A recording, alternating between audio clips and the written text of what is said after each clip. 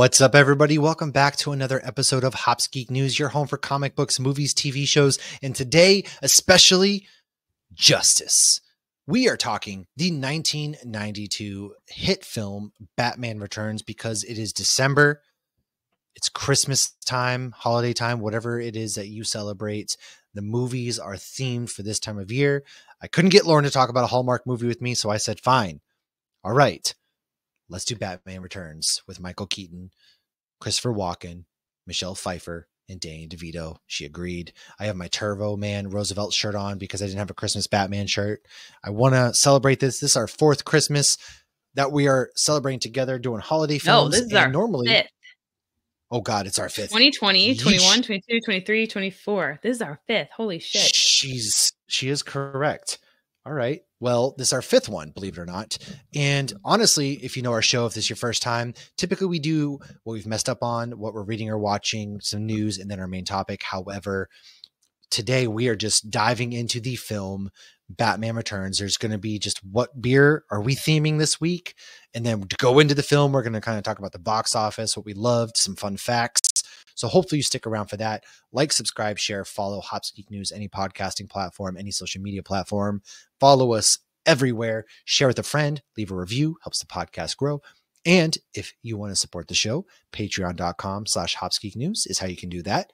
We love to do monthly movie nights with our Patreons. Only them. We get together. We hang out. We watch a movie. Last month was Deadpool and Wolverine. I'm not really sure what Christmas movie or maybe what holiday movie we're going to watch together. We'll figure that out. My beer, though, is perfectly themed. It is the Speculious Cookie Butter. It is Imperial Golden Ale with toasted coconut, vanilla beans, and natural flavors, coming in at 9.5%. It is from Hardywood Craft Brewery out of Richmond, Virginia. And it is, like I said, man, if you know anything about Hardywood, one thing that they really do well is their holiday seasonal beers, the gingerbread stouts. They just do so good. The Christmas stouts, I really enjoy it. And I hadn't had this one until now. So it's the first time having this one. Really good beer. If you go to Hardywood, try to get your hands on it. Lauren, welcome to the party, pal. What you got? Hardywood. You got Hardywood? I do. Tastes like a Christmas cookie. You know what I got? Hardywood. Oh! It's a Christmas miracle. We were literally just talking before the show about accidentally theming together like our Ahsoka outfits on the boat. We coordinated Star Wars, but we both wore Ahsoka. And look at that. We have the same brewery. Look at us. Stop. So this was from the pack I got last year. And, you know, with stouts, I always feel like they'll age well. So with the Hardywood pack that I got it at like Publix last year down here in Florida. Yeah, you can get it anywhere. I had to grab it. And some of them were phenomenal and some were way too sweet for me. But this one, it's an imperial milk stout with ginger, cinnamon, honey, vanilla, and coffee. I feel like the ginger calms it down a lot, and it's aged for a year. So it's 9.2%.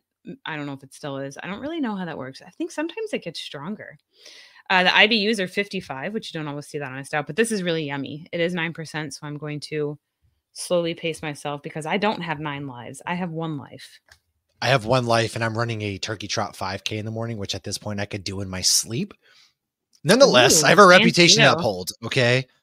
So I do have it in my Jack glass, but you can't see with the stout. But here, we'll give you one of the fun facts. Tim Burton. Yeah, you got Jackie behind you, too. I love Jack Skellington so much. Tim Burton did not direct Nightmare Before Christmas because of this movie. Oh, really? Oh, that's right. That's right. I forgot that. I gotta edit that out. Carrie just came here and slammed doors. Nonsense. But I heard shutting of a door. That slammed. Shut the front door. Shut the door, woman. Well, yes. Let's roll into the film, shall we? The 1992 film Batman Returns. Now, it was a box office hit, actually.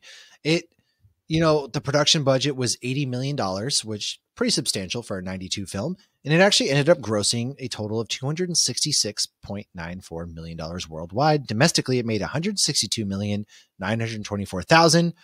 And internationally made $104,010,000 opening weekend on June 21st. Now, this was a Christmas movie, mind you. That was opening weekend in June. That's just silly. This whole movie takes place at Christmas. This whole movie takes place at Christmas, and there's been some debate whether or not this is a Christmas movie. Come on. The whole theme is like Christmas. The last line is like Merry Christmas, Alfred, and goodwill towards men and women. No, it's the last line of this movie is literally Merry Christmas. First scene has a Christmas tree. There's Christmas trees everywhere. Okay. Be for real.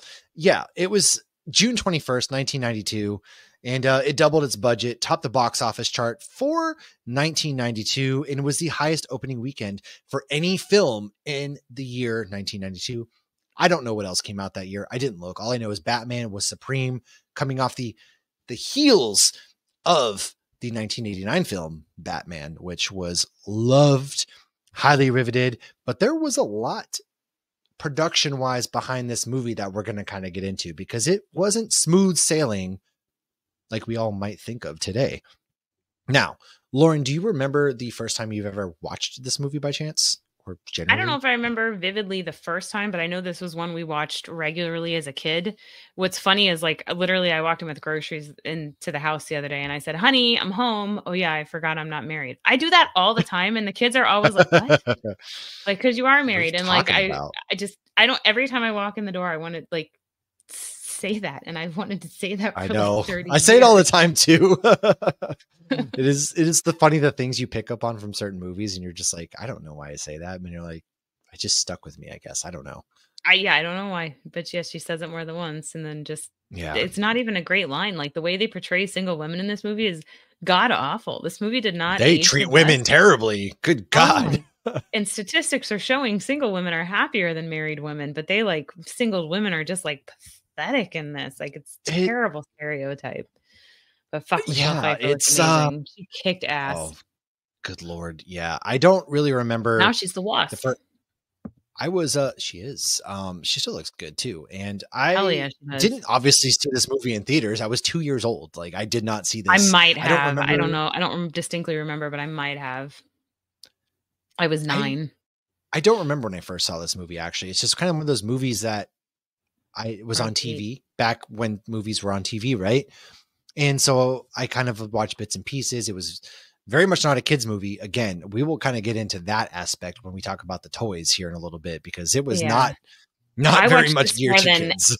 This one and the one with Jim Carrey, I think, were watched the most in my childhood. Oh yeah, Batman Forever. How could you just listen? That's Batman Jim Forever Carrey was like Batman and Robin, hilarious.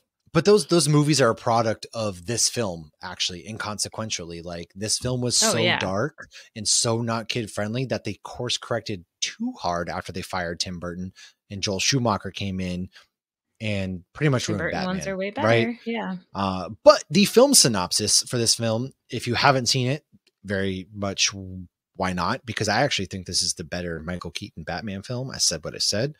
I agree. And the monstrous penguin, played by Danny DeVito, lives in the sewers beneath Gotham City, joins up with wicked shock-headed businessman Max Schreck, who is played by Christopher Walken, to topple the Batman, played by Michael Keaton, once and for all. But when Schreck's timid assistant, Selena Kyle, aka Michelle Pfeiffer, finds out Schreck tries to kill her, she is transformed into the sexy Catwoman, who teams up with the Penguin and Schreck to destroy Batman. However, sparks fly unexpectedly when she confronts the Caped Crusader. Sounds funny when you're like teamed up with Penguin and Schreck. I know, like, what are you doing in my city? Like, wait a second. Penguin shows up, and in the morning, I'm making waffles. Like, what? No, wrong movie, Danny. Sorry. This is go back to the Matilda set. We'll call you when we need you. Did you realize this week Danny DeVito turned 81 years old? He's 81? 81. Yeah. Wow, good for What's him. his name? Rob McElhenney. He looks really good for 81. Oh, from Always Sunny? Always Sunny penned like a very heartfelt Instagram post saying, to Danny DeVito, he's 80 freaking 1 years old. Like, I did not think he was in my mind, he's forever like 55 because he hasn't aged. So like the thought of Danny DeVito being 81 then sends me spiraling, because I'm like, I don't want to live on Earth without Danny DeVito, because he's been there your whole life. Well, you look at this movie too. It's like Michael Keaton just did Beetlejuice again. He's in his 70s. I don't know how old Michelle Pfeiffer is, but all these people are still around. Christopher Walken, all of them They're making movies still, yeah. Like, I remember Christopher Walken being in this, but when he came out, I was like, holy shit. He was young in this. He looked handsome in this movie. Like, he looked like he had a lot of makeup on. He looked pretty, which usually he doesn't look pretty. I feel like this was like, before he gets offed in this movie, this is the beginning to his Headless Oh my Horseman when he was God, in his Sleepy corpse Hollow. is ridiculous. Oh, so I guess apparently Tim Burton did not want to hire him because he found him creepy, or not creepy. He found him scary or something. And then obviously he liked him because he put him in Tim, Sleepy this Hollow. movie. Oh yeah, we got a lot. Let's go. I know, So if you can creep out Tim Burton, good for you. for real. Before we go into our thoughts and things on the movie, we like to talk about fun facts, and we got a lot of production notes on this movie. So why don't you kick us off with some of your fun facts? So because Tim Burton isn't a big fan of sequels, this was before Beetlejuice 2. Batman, Alfred, and Commissioner Gordon were the only ones to return after Batman 89. We get a nod to Kim Basinger, but what are you doing? I was going to say, can we talk? No, not really. It's not really that important. That's just my brain, ADHD, right? Can we talk about the fact that Alfred and Commissioner Gordon are the two ride or dies that are the same actor in the 4 Batman films that we got from 89 to 97? Was it really? Yeah, dude. With Alfred, different Batmans? Yes, it's the That's same. So funny. That's the I guess I only just thing haven't that's watched them in staged. order since I was a kid. Holy shit. Yeah, it's dude, the same from all 4 movies. The Joel Schumacher and the Tim Burtons. Same. It's crazy. Like that's what stuck around. And Alfred's a real one, man. Alfred, and he looks the same age in 89 as he does in 70 or 1977. So that's what I have there. Sorry. Very interesting. So what other fun facts do we have? So Burgess Meredith, who actually played the Penguin in the 1960s Batman, he made Penguin a household name. So he was actually asked to play Penguin's dad in this, but sadly he was ill and couldn't do so. So of course the next best option is Pee Wee Herman. Interesting. No matter what he's in, like even when I saw him in Blow, I'm like, this is Pee Wee Herman. Like he's always Pee Wee Herman, and then you think of the other thing about Pee Wee Herman and Paul Newman. I don't always go straight there. I just go to Pee Wee Herman and like I was a child, so like when that story broke, so in my head, like immaturely, that's what it sticks with. But it just makes me want to go to the Alamo and ask if I can see the basement. So Jack Nicholson encouraged Danny DeVito to actually take the role because he knew he was going to get that DC money. So he did. Do you know who was originally cast as Penguin before Danny DeVito? Colin Farrell. No. Well, okay, be for real. Actually, the first choice for Penguin, Marlon Brando, was originally to be cast as Penguin. Would never. They would have had to tape all of his lines to Batman's chest. It would have been awful. Oh, yeah, that's true too. Batman's neck's not the only thing moving. Batman's chest moves with Penguin because Marlon doesn't know his lines. He would no, Marlon Brando wouldn't have done that. Do you want to know the other cast? Like the other 3? There's 3 more people that they wanted to cast. Pierce Brosnan? What's another ridiculous? Dustin Hoffman. Okay. Well, Christopher Lloyd. Christopher Lloyd, I could see. He had just done the guy in Who Framed Roger Rabbit. How about Robert De Niro? Robert De Niro would have never done that. That's who they wanted, those 4. And they really were going for like mafia people. They were all considered. Look at Penguin now, but they didn't have. There was no mob stuff going on in this movie, which like they created Christopher Walken's character for this, which I thought was interesting. Like he's basically the mob. But you he's have like a modern day politician. Yeah, but you have so many DC mobsters that you could pull from. Why not use one of them? Okay, so let's talk. All right, let's talk about that. Now, did you know who the original, what they wanted to do with the original script? It was actually, they really, really wanted to dive into Billy D. Williams' character of Harvey Dent. The original script was they wanted to dive into Billy D. Williams. They wanted to follow that and his slow descent into madness. Two-Face essentially. And they obviously didn't like that. WB really wanted Penguin for some reason. They didn't want Billy D. Williams and Two-Faced. WB was like, no, this is what we want for this film. And so like the original writer ended up leaving. Sam Hamm was his name. Sam Hamm kind of leaves the project, and that comes to Waters. He takes over, which there's a whole other thing that has to do with, Waters' version of Batman. But Sam Hamm's drafts continued directly from the Batman, focusing on the relationship actually between Bruce Wayne and Vicky Vale, played by Kim Basinger, and their engagement. The Penguin was written as an avian-themed criminal who uses birds as weapons. Catwoman was overtly sexualized. She wore bondage gear and nonchalantly murdered groups of men. The main narrative teamed Penguin and Catwoman to frame Batman for the murders of Gotham's wealthiest citizens in their pursuit of a secret treasure. Their quest leads them to Wayne Manor, reveals Wayne's secret history, among other things. This is where Hamm originated the Christmas time setting and introduced Robin. Now, do you know who was originally supposed to play Robin in this movie? Not Chris O'Donnell. No, it was one of the Wayans brothers. I think it was Marlon or Damon. One of the two were supposed to actually, I think it was Marlon was cast as Robin. Played like comedy actors then. Could you imagine? He was cast as Robin. That would make more sense up against like, Jim Carrey's Riddler. Okay, and 45-year-old Chris O'Donnell made more sense. Like, color. Yes. Well, I mean, it didn't make the most sense either. Oh my God, he wasn't that old, was he? And it got even more bizarre because although he was supposed to be introducing Batman's sidekick, he had ideas with assault rifle wielding Santas. They abandoned that. Hamm ensured that Batman did not kill anybody and focused on protecting Gotham's homeless. 2 drafts produced by Hamm failed to renew Burton's interest because Burton wasn't really interested in this. The director concentrated on directing. Nightmare Before Christmas going on then. Okay, so here, do you know what the 2 films were that Tim Burton? This is a fun trivia day. Tim Burton was actually directing 2 other big hits at the time. Before they got his attention for Batman. Or Batman Returns, I should say. It was Edward Scissorhands and The Nightmare Before Christmas. Oh. He was concentrated on those films when they were initially writing these ones. It wasn't until January of 1991 that he was confirmed to be directing this film, which it was scheduled to release or begin filming in 1991. He agreed to return in exchange for creative control on the sequel. Burton considered Batman the least favorite of his films. He described it as occasionally boring. And according to Denise DeNovi, his longtime producer, only about 50% of Batman was Tim Burton. The studio wanted Batman Returns to be more of a Tim Burton movie, which was more weird and hip and fun. And Burton actually really disliked Batman producer John Peters. He demoted him as executive producer of Batman Returns and then barred him from set even at one point.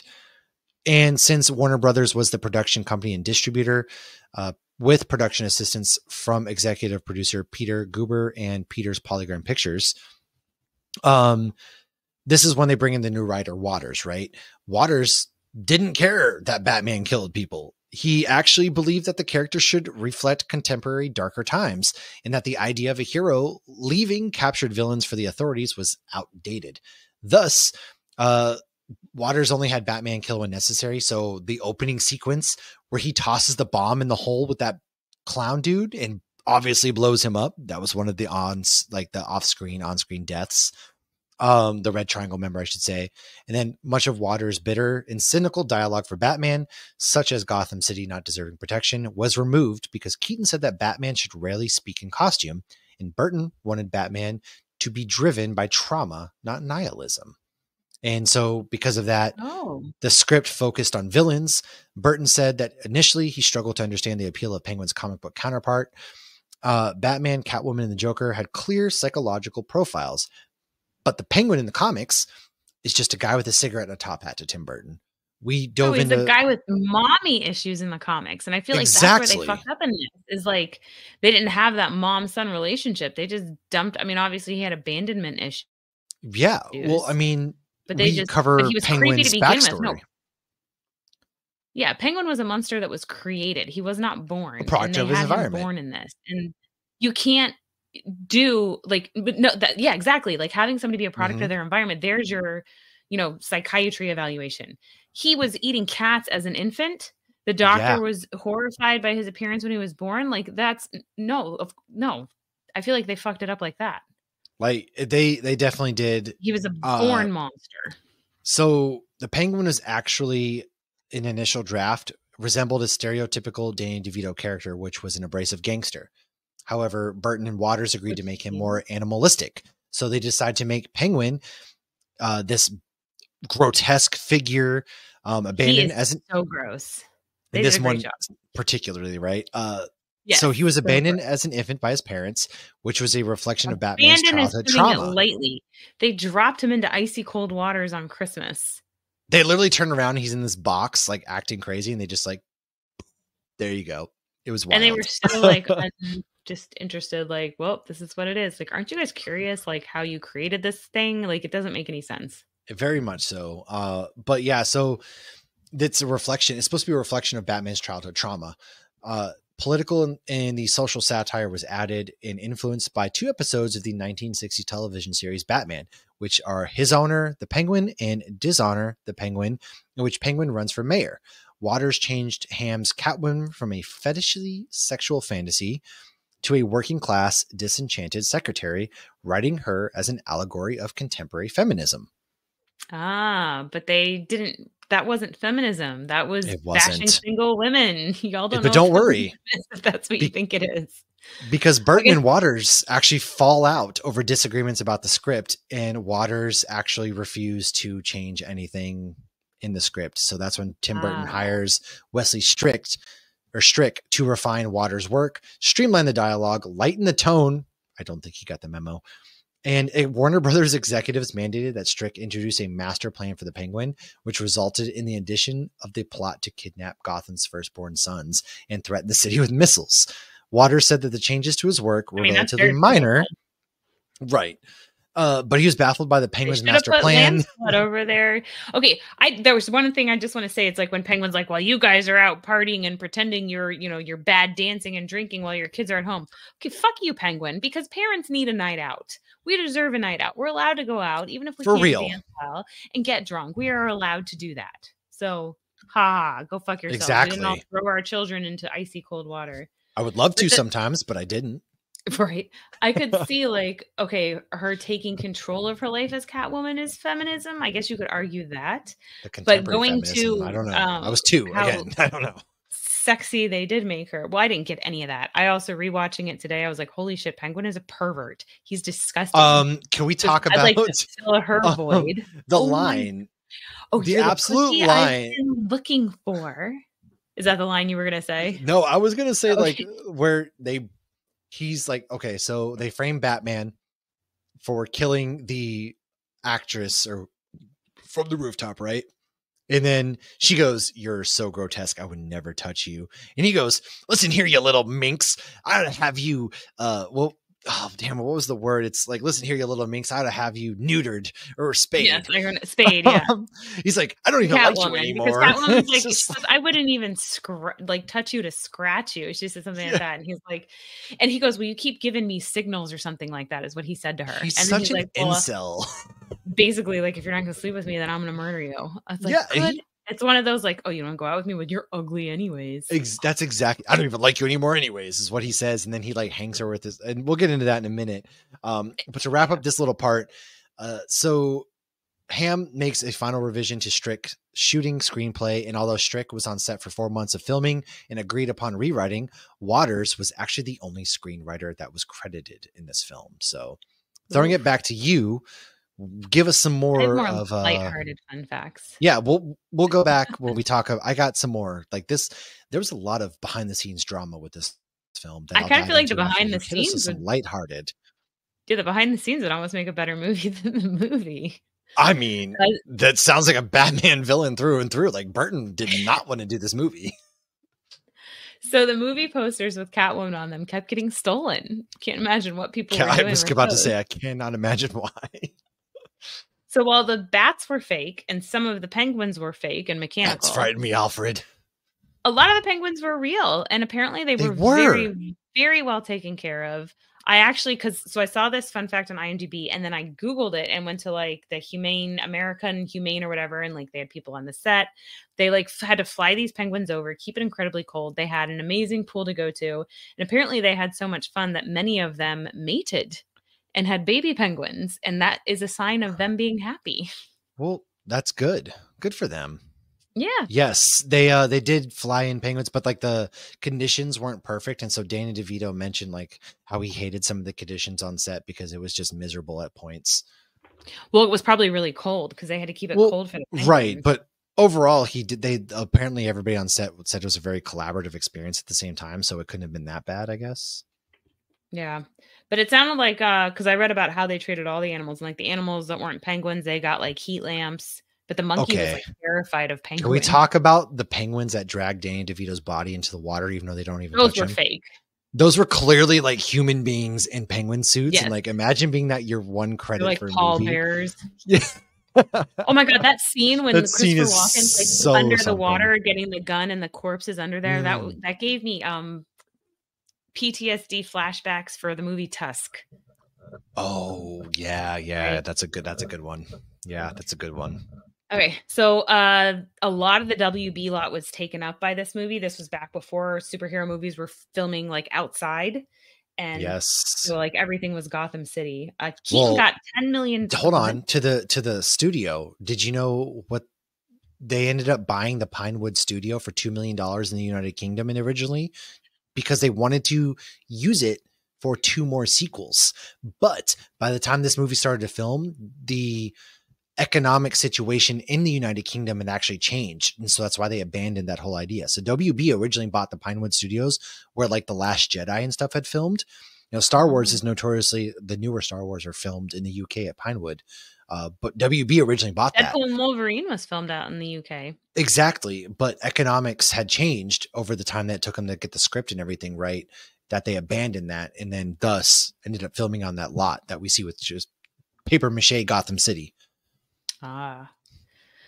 So Keaton got 10 million for this, and like they were not totally happy with that. And Tim Burton's like, no, it'll be fine. Like he's worth it. It'll work out. And obviously you gave us numbers earlier that clearly it was fine and it worked out. But what's just so interesting is Robert Downey. How much do you think? I don't know if you're looking at the doc. I know how much it was. Don't worry. Okay. That 75 million. Yeah. For Robert Downey Endgame. Jr. got 75 million for Endgame. Well, I mean, you didn't even put like how much they just paid him to come back as Dr. Doom, which was an even bigger number.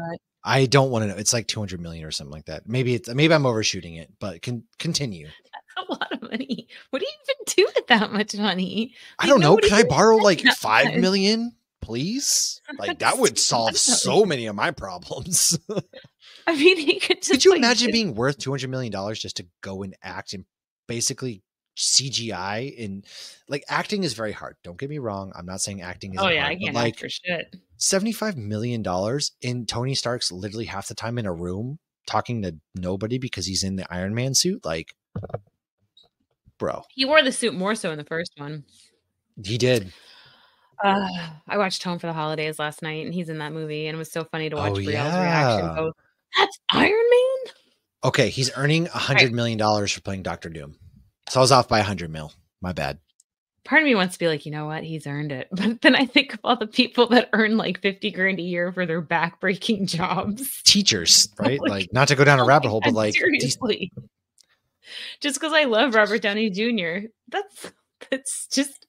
He's never going to spend that all. His kids are never going to spend You're never going to spend it. Again, can I borrow $5 million, please? It's just so pointless. I feel like that's like a drop. Anyway. That's not even like a penny to him, but whatever, man. Continue. All right. So Michelle Pfeiffer's costume was vacuum sealed on her, and she would have to take breaks because she would get lightheaded. This is just unnecessary and so fucking stupid. Batman's shoes are Air Jordan 6s connected to an upper, which give the boot-like style. Okay. And I wasn't sure how about amazing that. Is that? Grab them. I'm like, oh, they do look like sneakers on the bottom. Yeah. Like, how amazing is that, though? How Air 90s Jordans is that? Dude, Air Jordans? Even Batman wanted to be like Mike. Dude, imagine getting kicked in the face as a bad guy to freaking Air Jordans. Like, I think they had the pumps under the extension and he could like pump them up. Batman's pumping himself up while he's about to jump off the building. Like, yeah. I mean, now he's like 70. He's got to pump. He spent too much money on his Jordans. That's why he couldn't move his neck. Yeah, right. At least a lot of them are now. Although Deadpool and Wolverine was saying it took him a long time to pee. Well, but, I mean, I've thoroughly. Well, yeah, that's the cost, right? Do you want to move your head, or do you want to? Saying they had. Daredevil in New York. Charlie Cox was talking about the Daredevil costume, and he said there was like 3 zippers to be able to pee to make it easier. So yeah. Well, like And somebody's like, Christian show Bale's us. Batman is like, do you want to be able to back out the driveway? And that's why they made his neck like able to turn. But I heard that suit was also a nightmare to get on and off. But they should be able to move. Like that was my. If you're getting $75 million, I don't want to hear you bitching about how uncomfortable the suit is. But it looks stupid for us. Like I can tell he can't, and I feel like he ripped his mask off at the end, not to be more vulnerable. My with God! Pfieffer, because he was uncomfortable. And can we talk about like the quality of masks Batman's importing at this point? Okay, not for nothing. Like, I'm sorry, Michael Keaton. Like made you're not jacked. You're not Hulk Hogan ripping his shirt off at WrestleMania. No, dude, you just like casually rip that rubber. Like, you know how hard rubber is to even rip apart anyways, but he just casually like rips his rubber mask off. And it's like, maybe it was like rubber cement inside Stretch Armstrong. I'm not buying again, like Batman. I don't know how you're taking head blows from punches because that suit is not like in the modern day movies, right? Ben Affleck, he gets like shot in the head, but he has like a steel plate or bulletproof, right? Kevlar. Yeah, in like every Batman mask, they make it a point to talk about how he has protection. Wasn't the cape Michael Keaton's just like ripping it off. I don't know. His cape turns into a hang glider, which I thought was pretty cool, but that mask ain't protecting you from punches, buddy. No. Robert Pattinson takes a shotgun to the chest, a shotgun blast to the chest, and there's like a purpose for that too. Okay, never mind. I'm sorry. I'll go down. Real quick. Did you know there's an Easter egg to Mr. Freeze in this? Is there? You're not sending me to the cooler. So on Max Shrek's in his office, there is a photograph of him with Arnold Schwarzenegger. Okay, I love that. That's awesome. Accidental foreshadowing, perhaps. Did you guess who 3 of the big women were that actually lobbied to play Catwoman? Annette Bening was supposed to, but she got pregnant.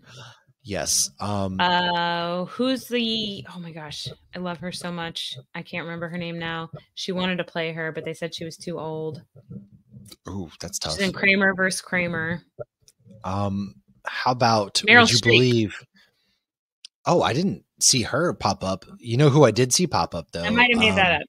What if Catwoman was doing her backflips like she loves to do in the opening arcs of this movie after she gets killed by Shrek? God, that sounds ridiculous if you don't put his first name first. If like when she's doing her like flips, imagine hearing that to Like a Virgin, because Madonna was one of the people who lobbied to play. Yeah, that's just silly. And, it's like, okay. Michael Jackson wanted to play Spider-Man. He did. How about Cher also lobbied to play Catwoman? Stay in your lane. And then one more big actress, Susan Sarandon, also wanted to play Catwoman. Maybe I would. Susan Sarandon's the one that they said was a little too old to play at the time. It might have been, but like, I mean, she would have been probably more believable than Cher and Madonna. Like, thank God we averted that crisis. 100%, yeah. But yeah, Michelle Pfeiffer's perfect. Honestly, I thought she's actually my favorite. Whereas Jack Nicholson, this might be a hot take, I don't like his Joker very much. Michelle Pfeiffer, it's very comedic. I never saw Halle Berry. It's not Joker. Oh, we don't talk about that one. That doesn't exist. That definitely doesn't exist with Benjamin Bratt. Michelle Pfeiffer's Catwoman is actually my favorite. Believe it or not. And you have the Hello There. Oh my God. Zoe Kravitz, not bad. Anne Hathaway, not bad. But Michelle Pfeiffer plays Catwoman, Selena Kyle, so well. And then one more villain they wanted to get into this movie was actually Riddler. And they wanted Robin Williams to play Riddler. But he didn't want to. So that's why Riddler didn't show up until Jim Carrey's version. Well, and he left him. That's a whole conversation for another time, because I can't wait to dive into the Joel Schumacher. We've done commentaries, but we haven't dove into those production notes, and those are fun. Well, 2025 is going to be a hell of a year. It's going to be our year, I promise. I don't, but it might be. So the bird that Michelle Pfeiffer put in her mouth was a real bird, because she said all the fake birds look too fake. Pretty bird. Pretty That's when I bird. definitely, there are fun facts I read and I'm like, "Oh, okay," and then there are fun facts I read that I'm like, "I'm gonna double check this." Like, did we And that was have to one. do that one? And it's, apparently true. Michelle Pfeiffer. All right. She got that The dog in her. movie so this was the first time that Catwoman and Penguin were called by their real comic book names, Selena Kyle and Oswald Cobblepot, which I thought was interesting. And now, we watch this stuff and like we want that more nods to the comic books. But I feel like in the 90s they were somewhat disassociating because they were trying to get a target market that was not comic book fans. Oh, big I time. mean, Big time. yeah. Comic books weren't popular then in the 90s. You were seeing like Outcast, essentially. Well, because it's like I grew up watching all of the Batman films. Like as a child, I didn't really know anything Marvel, but I never read a comic book until I was in my 20s. So Yeah. there you go. Michelle Pfeiffer, though, was actually a fan of Catwoman growing up, which I thought was really cool. Really? I didn't know that. I did not know that one. I'm glad And she really wanted it and was disappointed when Annette Bening got cast. And then, obviously that worked out for her. Though Yeah, I think all it the did. rest of these fun facts. Oh, yeah. Uh-oh. Let's dive into the marketing campaign of this movie. All right. The marketing campaign for this film was actually substantial. It included brand collaborations and a variety of merchandise aiming to repeat Batman's financial success. Released on June 19th, 1992, Batman Returns broke several box office records that we talked about. However, it failed to replicate the success or longevity of Batman, which earned $411.6 million. This was blamed on the darker tone as well as violent and sexual elements, which alienated family audiences and led to a backlash against marketing partners for promoting the film to young children. Reviews are polarized, but praised most of the main cast. I will say, though, that all those things went over my head as a kid. It wasn't until I watched it as an adult that I was like, what the fuck? Oh, you're like, oh. Did you know the number one brand that got backlash from this movie was? The number one brand? I don't remember seeing any brands.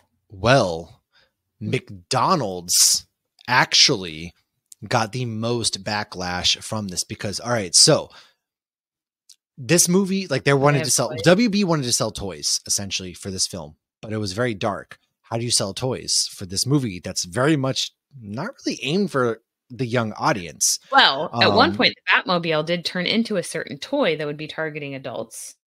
True. And way back when, Happy Meals actually included a legitimate toy, believe it or not just some piece of crap toy that you get today. What do they include now? I don't know. Not what they used to. They that's for sure. I don't get Pokeballs with gold plated things in there. I don't get Beanie Babies. I don't get Lion King toys. Okay. Oh, I don't get any of that stuff. Did McDonald's have Lion? I remember Burger King had Lion King toys. Yeah, I don't know if McDonald's like did. I used to get like at Burger King had the Pokeballs with like the gold plated Pokemon things. Yeah, dude, we don't get those anymore. That the toys now are garbage, absolute trash. I get my kids very, very much once in a while. But however, Tim Burton was actually fired as a result of Batman Returns in the marketing deals. Or not like fired, but like they did not bring him back for the third film because of this. And so, okay. You don't exactly see Resident Evil themed toys crawling out of your Happy Meals. So because of the you might, but because of the dark tone of this movie, they couldn't really use the toys. They used the toys, but they didn't. Burton was arguing with censors over the film already before it was even finished, cutting scenes and violence to reach a more acceptable PG-13 rating than the proposed R rating. So Tim Burton, believe it or not, wanted to make an R-rated Batman film. McDonald's only had a rough cut of the film to go on at the time. Their faith was misjudged when they signed a deal to promote the family-friendly, quotes around family-friendly, in the run-up to the July 1992. Every part of McDonald's food came plastered with the cowl visage of Batman. So everything McDonald's in 92 in summer was Batman Returns themed. Very much. Tim Burton told Yahoo that he upset McDonald's. They said, "What's that black stuff coming out of Penguin's mouth? We can't sell Happy Meals with that. What is that? It looks like when you have charcoal toothpaste. Like I didn't understand that. And like he's bleeding red blood, so that's not his blood. I didn't understand that. He wasn't eating octopus. That did not make sense to me. It doesn't. Also am confused. It's actually strange that 1989's Batman was actually never marketed for kids either. But they did have some merchandise surrounding the Batman animated series, and that actually merged with Happy Meals. So as Batman Return and opened, there was a slew of angry parents that chowed down their Happy Meals. Violence-loving adults may enjoy this film, but why on earth is McDonald's pushing this exploitive movie through the sales of its so-called Happy Meals? The backlash then snowballed, going so far as Christian-based organization Dove Foundation called out McDonald's on why would it promote a film so full of violence. However, despite all of this issue, right, McDonald's very much continued to promote the range for the full-length film until September when his contract ended. Now, what's even funnier is with a PR nightmare on their hands, McDonald's and Warner Brothers did whatever they could to distance themselves from the partnership. So they were partnered, but not partnered. It's basically a situationship. Yeah, I just looked them up. They're adorable. Situationship, right? It reminds you of that scene where Penguin takes over the Batmobile, on that little kid ride that would be 25 cents. Yes, that was so good. At the time, the Happy Meal was exclusively marketed to the 1 to 10-year-old age range. So apart from the odd poor student, toys were effectively marketing a film that the recipient should be going nowhere near with Batman Returns. The dark but cartoony tones of Batman the Animated Series were just mere months away at this point. So McDonald's could have been promoting Batman as a man, not just a film, but this was the excuse that they gave. We were careful not to provide actual toys from the movie. However, they looked very much like the Batmobile from the movie, right? Catwoman may not have driven around the film. Like the one that was a little phallic. Now, Catwoman may not have driven a purple car with a cat face, but the Batmobile looks a little similar. It does. And then Penguin has the umbrella on the front, but it's red spirals. Well, and the Fry boxes had the Batman logo. And the bag had Michael Keaton on it. And they had cups that had Penguin and Batman. It gets better. Oh, and you could buy the cups for 49 cents on top of your meal. 49 cents. That's crazy. Guess what the toys are cute. The tagline for their cups? With 5 Frisbee bat disc lids straight from the movie. Dun, dun, dun. Just saying. They were caught. Everybody knew that McDonald's was in bed with this movie. They just would not admit it. Parents reacted badly to the film. But Tim Burton never marketed the movie as a kid's film, to be fair in his defense. In 2005, there was a documentary called The Shadows of the Bat. Part 4, The Dark Side of the Night, where Tim Burton says that the audience reaction was too mixed to gauge, but the warning signs were there that he could have overstepped the mark. So he says it was a weird reaction to Batman Returns because half the people thought it was lighter than the first one and half the people thought it was darker. Very much the first it was divisive. I feel like the first one was very grown up, and I feel like the second one was more targeting kids and dirtier. Yeah, well, I mean, so there's actually... Go ahead. No, I was going to say, he goes, I think the studio thought it was too weird. They wanted to go with something more childlike or family friendly, but they didn't want me to do another one. Yeah. And so I just searched Batman Returns McDonald's and I went to images and that's what I'm looking at all. And then I scroll down, there's a YouTube video that says how McDonald's got Tim Burton fired from Batman. That's exactly what we were talking about, right? The whole toy thing, parents are pissed that they thought Batman was for kids because McDonald's toys were for kids then. So they would take their kids. I watched it as a kid. Very much not a kid film. But again, all the bad stuff goes over the kids' heads. Yeah. I mean, I would let Logan watch this now. Does that make me a bad mom? He's 7. Yeah. But he's not going to understand the filling your void or the pussy or anything like that. No, none of that stuff. They never really considered franchising back then. However, after the merchandise contributed to about $500 million to its $1.5 total billion earning, it was prioritized for Batman Returns. So 1989's Batman pretty much made $1.5 billion total in earnings, right? So they delayed major promotion of Batman Returns until February of 1992 because they didn't want to oversaturate the market. Very much different than marketing today. There were 12 minute crap out of it. We're going to tell half the movie in the trailers. Worldcon, actually, in September of 1991, had 12 minutes worth of promotional reel. It had a black and white poster of a silhouette of Batman, which was called mundane and uninspiring. A trailer was released in 5,000 theaters in February of 1992 with a snow-swept Batman on the logo.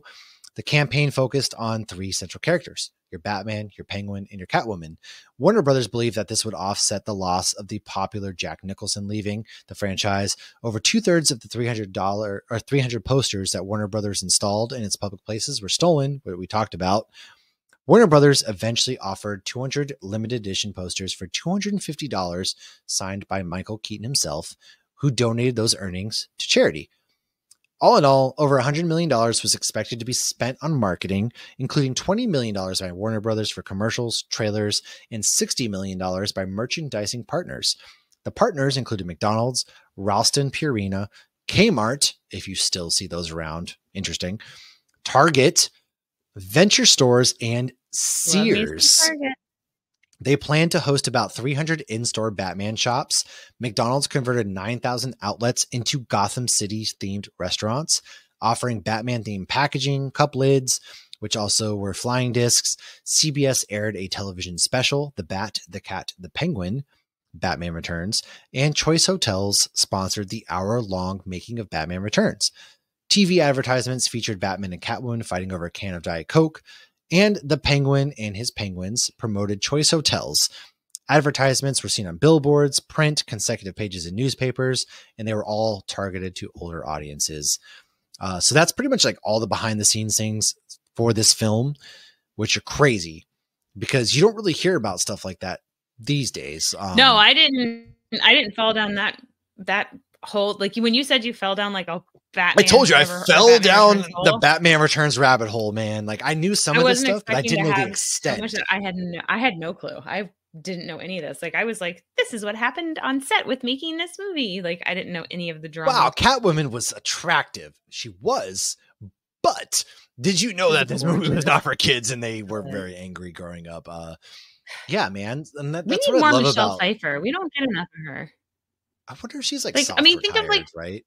Well, I mean, you know, she's the Wasp now, which I love, but I feel like we didn't get. When are we getting her back in though? Yeah, because the Kang saga's done. Like, yeah, they have to do something with that. I don't know. But you are right. Like Michelle Pfeiffer in this movie, it's like Nicole Kidman. She can act. She's gorgeous. She can kick ass. What is it about women appearing in a Batman film that makes them like the hottest they've ever? Sorry, that was very misogynistic, if you will. The most attractive they've ever, because Nicole Kidman, like Uma Thurman, and Uma Thurman, Nicole Kidman, Michelle Pfeiffer, their most attractive they've ever been, I feel like, was in these Batman films that they starred in. Nicole Kidman, could have hands an down. argument for Zoe Kravitz too. Anne Hathaway, maybe, but I was Anne thinking Hathaway's Anne been so Hathaway much too. other stuff. But Zoe Kravitz, I really, and a lot of the other things, like as Joey, like I know her as Joey, right? They tone her down in Joey. But I'm very curious. I didn't love Maggie Gyllenhaal. That was a terrible. I didn't care for Maggie. I've never found her attractive. Katie Holmes, though, was like very girl next door. So pretty. In Batman Begins. Yeah. You know, she had like that, you know, just everybody knows her type. She wasn't over, which I really like Nolan's films because they didn't over sexualize. And I think that's something that we've gotten away from. Yeah, he really didn't. Uma Thurman, I mean, as Poison Ivy, which we deserve. I would love to see a Poison Ivy and Swamp Thing film together at some point. That'd be so, cool. So good. When Catwoman fell into the greenhouse, I was like, oh, I wonder if that's Poison Ivy. Yeah. It was like a nod to it, right? In my head, I thought that was a nod. Yeah. Well, okay. So let's go into our favorite scenes then. What were some of your favorite moments from this film? I genuinely love anything where Michelle Pfeiffer is being badass. And when I saw how much work she put into it, of like she did like kickboxing and like with the whip and everything. Apparently she found the whip when she was moving like one take later. Can you believe that? Like when she was doing the whip initially, like that's her first, that's one take. That's awesome. But I guess she tried using the whip again when she found it years later and like wasn't the same. She's like, oh, I think I lost it a little bit. But I love every scene with her. I love the moment they realize like, oh, we're under the mistletoe, a kiss under, the mistletoe. I love that. I'm so glad you put that because in my notes, it might be my favorite I'm Batman reveal in Batman history. Because at that point, like they're very close. Well, it was love very their relationship. subtle and it makes sense. Yes. It does. And it was still new. she looks up, she's like, oh, look at that under the mistletoe, a kiss. And then he finishes it and they both like, oh, it's just like really romantic. Like, oh my God, you can feel like the love they have for each other in that scene. I feel like they have really good on-screen chemistry. Her eyes were teared up. Yeah. Yes. And he looks at her with her eyes teared up and he sees like the heartbreak. And then that's why at the end, he's like, we're the same. And it's like, to a degree, they are the same, but she's not gonna, I feel like there's a degree she of thought like, she was a charity case. But yes, because she's been a woman who's been victimized and told she's worthless. So it's like Max Schreck pushes her out the window and kills her. Yeah. Yeah. Like, but dude, she's let so this guy rescue her in a fantasy. Oh, no, 100%. I mean, absolutely not. And she has my other favorite line, which is when Max Schreck is like, Bruce Wayne, why are you just like Batman? And she's like, I love that. Because he is Batman, you moron. I'm just like, it's so like, oh my God. But that the way she delivers that effort Bruce Wayne put into his, fake persona of Bruce Wayne. So, kudos to him. Yeah. Although I feel like Michael Keaton, as much as I love Michael Keaton and he will always be my favorite Batman because he was my first Batman, he does not do a great job of differentiating. Oh my God, like Bruce Wayne from Batman. Christian Bale, I think, does the best job of differentiating the two. Oh my God. Yeah, now you're talking my language. I feel like Ben Affleck had the potential to be the best Batman and Bruce Wayne, but Zack Snyder ruined him. Until Jensen steps up. No, that's why I'm like, Robert Pattinson has range. I really think once I get it, I know your thought. You have to let the story play out. He needs to get his Playboy act together. His facade is not good enough. His Bruce Wayne's too authentic. That's the point. But then he's gonna get caught earlier. If his Bruce Wayne is not focused on you pay attention to the Batman, that is exactly what Alfred was telling him.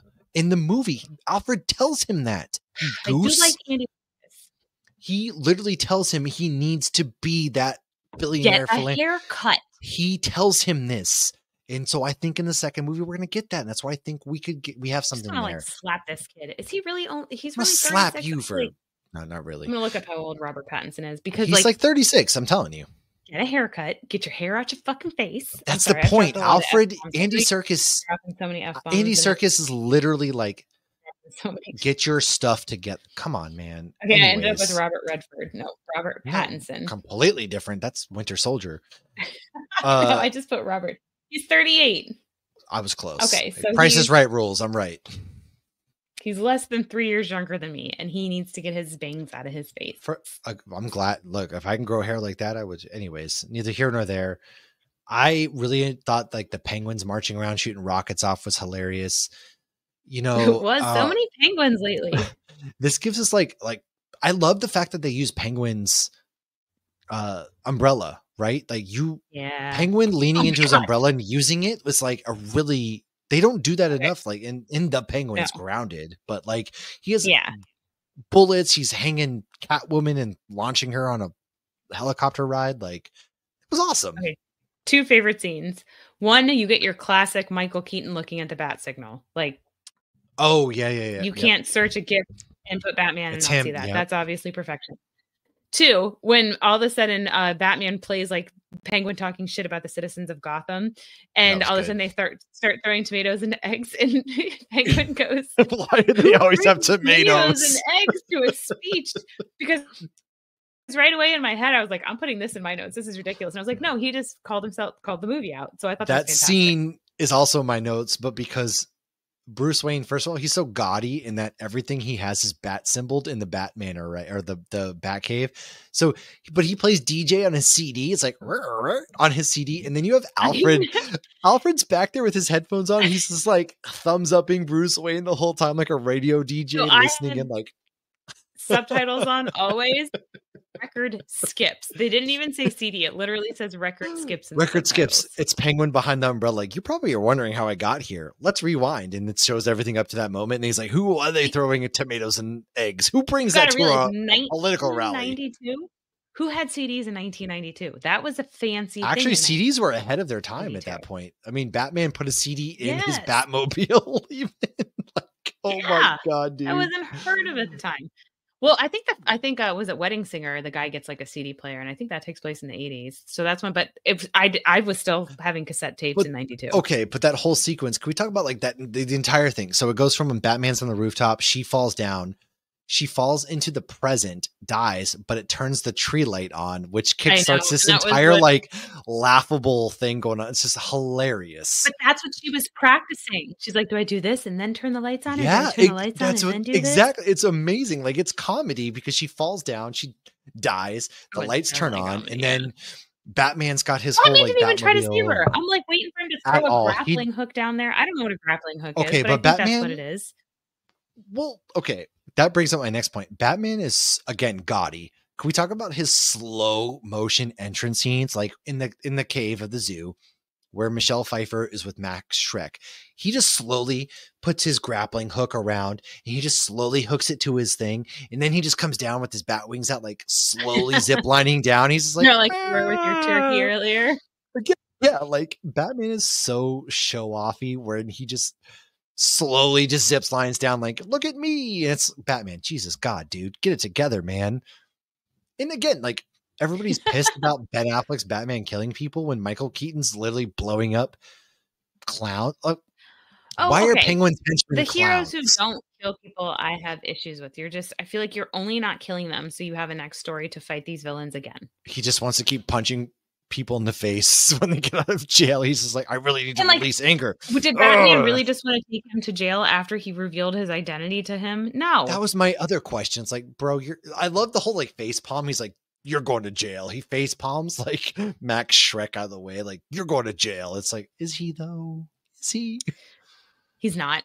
Again, though, why in the world? He looks worse than Marv in Home Alone with his burnt face.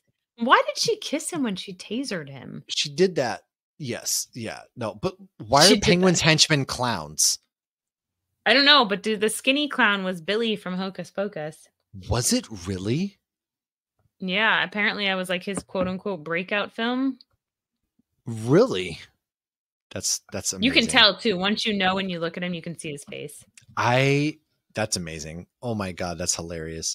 Billy. He's credited as skinny clown. That's amazing. But like, why are your henchmen clown? I don't know. It just goes off the rails. This movie is both dark, but also like, yeah, why does she kiss him with the taser? And then he gets fried to a crisp, and then she gets away and is still alive. I get the whole nine, because they never meant it to be so superstitious or supernatural as it turned out, but she's alive at the end of the movie with the bat signal up, and she just like appears, and it's like, that's the movie I wish we could have gotten the third movie of. And that's the movie they set up for. Yeah. And then we just never get it because Burton couldn't tone it down for McDonald's, and Michael Keaton was like, there ain't no way I'm coming back for this shit.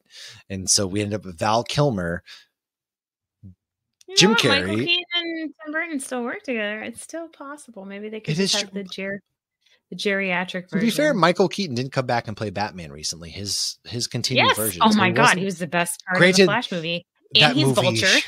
Come on, we got Vulture and Wasp. Oh, that would be so cool if we could have a scene with them somehow together. Oh, that'd be so fun. Yeah. We need more of both of them. Yeah, I fully agree. Yeah. That's kind of like, I don't know. This movie's fun. All right. It's so sad that we see a massive course correction. Although I love the Schumacher films, I will defend those movies until my last breath. I will die. And then it's like a horror movie in which I will pop back up from the dead just to get one more word in for these films. Rusted Metal Batman. But the best part is he's like, huh? Like Batman's caught off guard. Like, huh? Like, what? I hate how Alicia Silverstone was treated. On screen and off screen. She deserves more respect. I would love to sit and have a conversation with her. She's gonna be at MegaCon as well. I would just love to sit there and be like, can we just talk about Batman? I know, please? I'm really tempted to wear some yellow plaid with some knee highs. I'm gonna go. If I go, like, I want to go to that panel. That is one, like, Tabby wants to go to the Doctor Who. Mine's Alicia Silverstone right now. Tabby, like, I want to go. That's where I'm going. Too, I'm sure. That's my panel. I'm front row. Timmy. You love Clueless. This is the MegaCon to shine. Come on. Let's go meet Alicia Silverstone. Yeah, like I do so down. What do you give? All right. If you had to give a letterbox score out Are of we 5. rating this? Oh, Yeah, dude. Jesus. I need to know your 'cause we're doing letterbox. I got to put on letterbox. Out of 5? I'm trying to get our letterbox going back of again. So 5. I need to put it up on letterbox so that way we can both come to a consensus. I do a 4.25 out of 5. 4.2.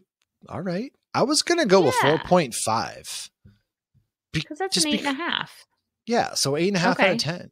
Okay. So what would I'm gonna go out of 5? I'm only gonna go 8.5 because of the level of misogyny. 4.25 plus divided by 2. So that's a 4. It comes out to a 4.5 out of 5. I can't do math. You're like, divided by 2, carry this. So 4.5 out of 5, essentially, right? It's very misogynistic. He pushes her out the window, kills her, and then just like she gets treated like shit. Misogynistic part. Yeah. What did I forget the line he said when she was we haven't domesticated her. And I'm sure that was a line to foreshadowing the idea of her being a cat, but that was terrible. And then they all laughed. That was god awful. And you're going to pretend like she's not gorgeous because her hair is messed up. She was still beautiful. Yeah. But I digress. Okay, so we're all done. Do you know what we're doing next week? What are we doing next week in our Christmas extravaganza or holiday extravaganza? So next week, we're going to make Riley's Christmas dreams come true, and we're going to do Gremlins. We are. We touched on it briefly a few years ago, but we never dove into the film of Gremlins. We're deep diving it, and we'll go a little into 2 as well. Okay. And exactly. Yeah, we did a nod to it. So yeah. If you have thoughts about Gremlins, go ahead and let us know. Drop us a line, hopsgeeknews@gmail.com. If there's something you didn't like or there's something you want to add into the discussion for Batman Returns, hey, Threads, Instagram, Facebook group, Twitter, I'm still there, but don't really active these days due to things. Blue Sky, we're there. Hopsgeek News. The easiest way, you just Google Hopsgeek News and you're going to find us. If this is somehow you stumbled upon us, that's where we are. We have a Discord channel. Come in, hang out, talk. We love to build a community. We love to just sit and watch movies together, hang out. Let us know what your thoughts about Batman Returns are, what your relationship with this movie is. And next week, we're going to go into Gremlins, man. I love deep dive in movies because it lets us talk about some of the production things, just like we talked about tonight. And thanks for hanging out with us, as always. Hey, Christmas shopping. Don't worry about it. You know what? Nothing beats a good Christmas shopping if you're stressed out than listening to this podcast while you do it. Hopefully you get a chuckle or two. Life's too serious to be stressed. Too blessed to be stressed. Until next week, we'll see you later, guys. That's it. You little minx. I don't like you anymore.